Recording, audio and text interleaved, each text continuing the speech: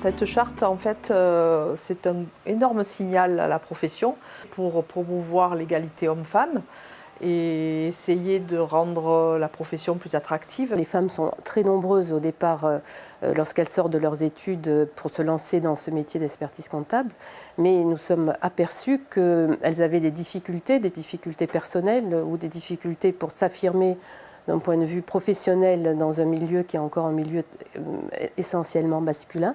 Là, il y a 75% d'hommes experts comptables et c'est juste triste qu'il n'y ait pas plus de femmes. J'en connais plein qui ne sont pas forcément allés au bout, qui n'ont pas passé le diplôme final. Et donc nous avons pensé que cette charte pouvait permettre de les aider à mieux s'intégrer et à mieux réussir leur carrière professionnelle. Les objectifs de la charte de manière concrète sont d'aider les femmes à passer des caps difficiles, alors d'une part lors de leur stage, lors de leur association avec des associés dans des cabinets existants, voire de leur installation en tant que professionnels, et de proposer des solutions concrètes comme un guide de bonne pratique qui permettent par des choses très simples, comme par exemple le fait d'avoir des réunions qui démarrent pendant les horaires de travail, d'aider des jeunes femmes qui ont aussi des problématiques personnelles, familiales. Elles ont très peur de s'installer. Une fois qu'elles y sont, elles sont ravies parce qu'elles peuvent en effet travailler comme elles veulent. En fait, c'est une profession libérale. On peut travailler comme on veut, faire de la formation, rentrer tard le soir, rentrer tôt l'après-midi, peu importe. On peut faire du télétravail, on peut travailler de chez soi, avoir un espace collaboratif. Le but de cette charte, c'est aussi de sensibiliser tous les publics, y compris nos collègues masculins, pour qu'ils comprennent que la problématique d'une femme expert comptable est légèrement différente de celle d'un homme.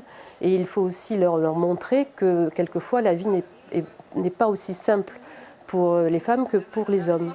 Moi, par exemple, au cabinet, ça ne me dérange pas si elles ne sont pas là le matin, elles remplacent, elles font comme elles veulent. Enfin, elles gèrent leur cabinet, leur temps de travail à leur façon. On considère que les femmes sont une ressource pour les cabinets et on cherche à capitaliser dessus. Il n'y a aucune raison qu'on n'y arrive pas. Et ce que je voudrais dire, c'est que les femmes sont vraiment l'avenir aussi de cette profession. J'y crois vraiment et je les encourage à continuer et on va tout faire pour les aider dans ce sens. L'idéal, ce serait d'arriver à avoir plus de femmes experts comptables. Voilà, faire qu'au bout, que ça motive les femmes et qu'on puisse leur enlever un peu tous les freins qu'elles vont pouvoir se mettre, des freins qui soient réels ou imaginaires, voilà, pouvoir les aider, qu'elles se sentent entourées. Cette charte a très bien été accueillie au Congrès de l'Ordre l'année dernière et nombreux cabinets l'ont signée, je n'ai plus les chiffres en tête, mais de nombreux cabinets, hommes et femmes, ont signé cette charte. C'est un pas en avant.